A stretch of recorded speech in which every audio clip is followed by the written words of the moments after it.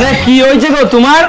ওই পাশের বাড়ির দাদা পাশের বাড়ির বৌদিটাকে বেনারসি শাড়ি এনে দিয়েছে। ওই বেনারসি শাড়িটা যদি তুমি আমাকে না কিনে এনে দিয়েছো না, তাহলে ওই বৌদির সামনে কিন্তু আমি লজ্জায় মুখ দেখাতে পারবো না। আরে দাইতি কাঁটার কি আছে, আমি তোমাকে এক্ষুনি এনে দিয়েছি, তুমি 5 মিনিট দাঁড়াও।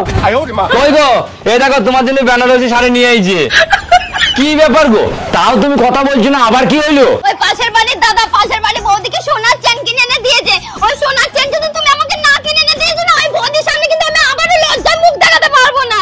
আরে তুমি টেনশন নিচ্ছ কেন, আমি তোমাকে সোনার চেন এক্ষুনি কিনে এনে দিচ্ছি।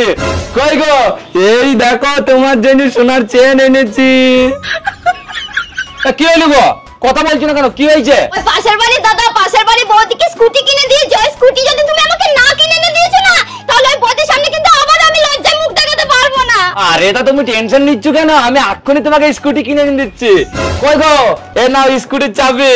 আর শোনো, স্কুটি বাইরে দাঁড়িয়ে আছে, তুমি যদি কোথাও যাও আরামসে যেতে পারো, তেল আমি ফুল করে দিয়েছি, ঠিক আছে? আমি কিন্তু চললাম। হ্যাঁ আরে কিন্তু তুমি কোথায় যাচ্ছ? আরে পাশের বাড়ির দাদা তো একটা বৌদিকে নিয়ে পালিয়ে গিয়েছে, আমিও একটা বৌদি নিয়ে পালিয়ে যাই, নাইলে তো তুমি আমার পাশের বাড়ির বৌদির কাছে লজ্জায় মুখ দেখাতে পারবে না।